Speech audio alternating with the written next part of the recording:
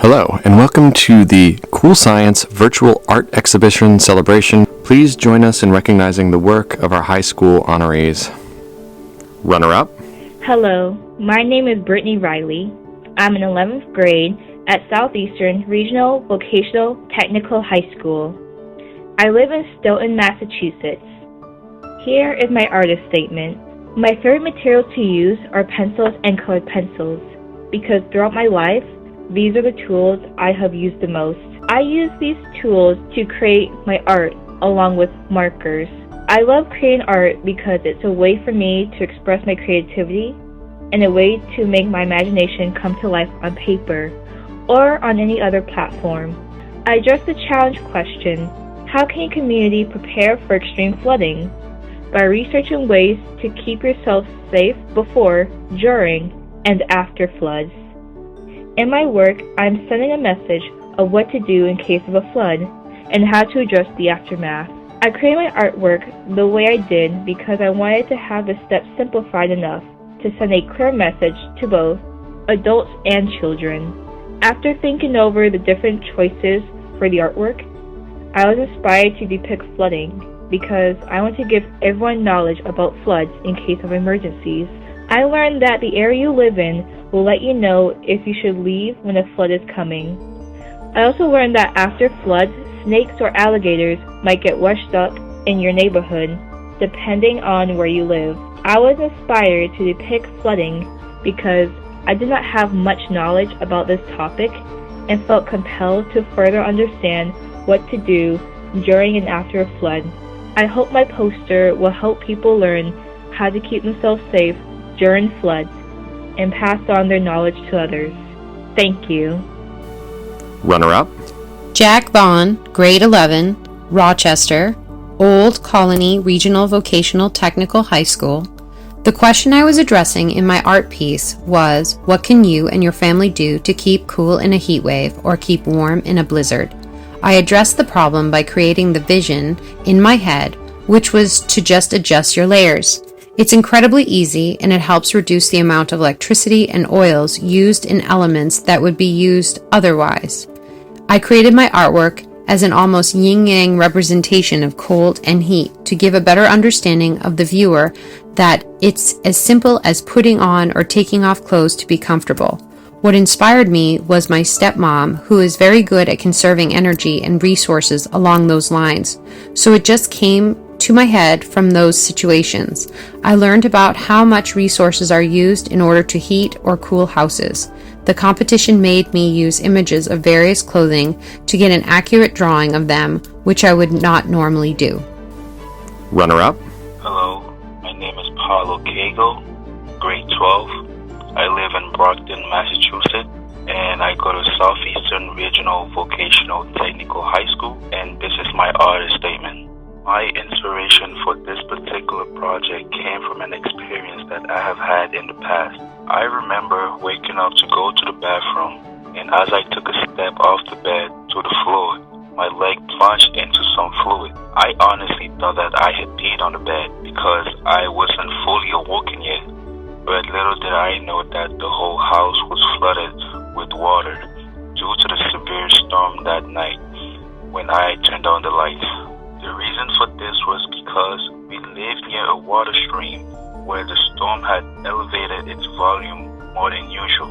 My approach to starting this project was by first doing some research to understand how thunderstorms are formed. It turned out that as the heat from the sun hits the ground surface, warm air and moist air rise into the cold air, causing moisture. Then these opposing forces create winds, which later result in the formation of storm clouds. I also took the liberty to do some researches on two other challenge questions to see if I could incorporate both questions into one project to create an even more significant message. Most communities with extreme repetitive flooding are usually near the ocean. Extreme flooding caused by several storms could be prevented, and in my work, I present a solution to this problem.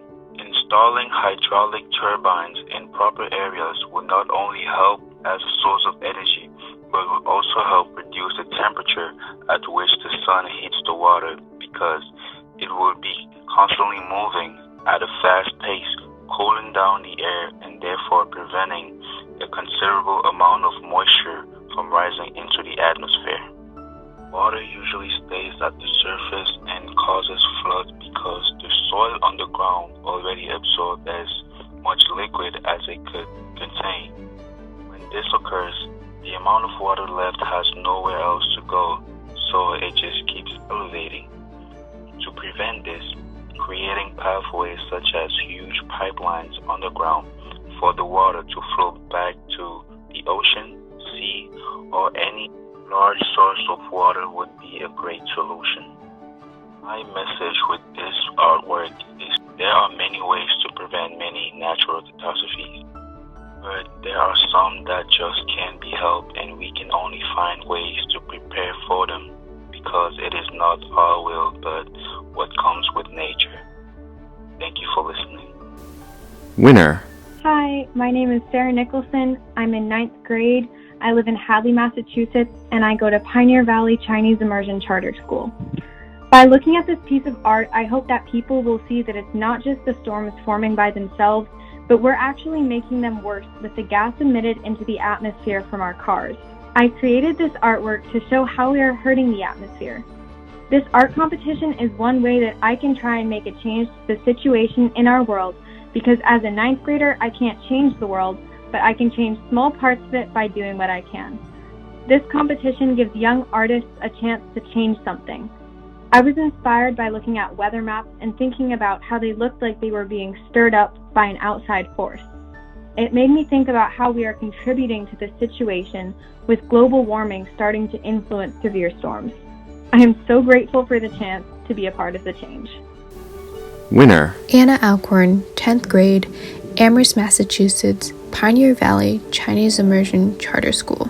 The prompt I chose was how to prepare for severe flooding.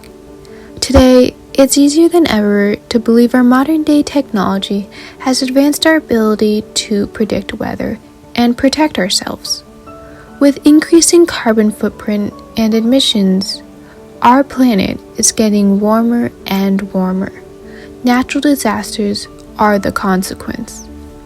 Before doing cool science, I had no idea on how to prepare for severe flooding. Now, I've learned a couple things that I would like to share. 1. Like the 2 kids in my artwork, everyone should have a pre-planned route and evacuation map on hand to escape safely. Make sure to mark safe zones. 2. Everyone should have the correct equipment on hand. For example, rain gear, first aid kits, flashlights, and food. It starts now. You can flood yourself with knowledge before the river floods you.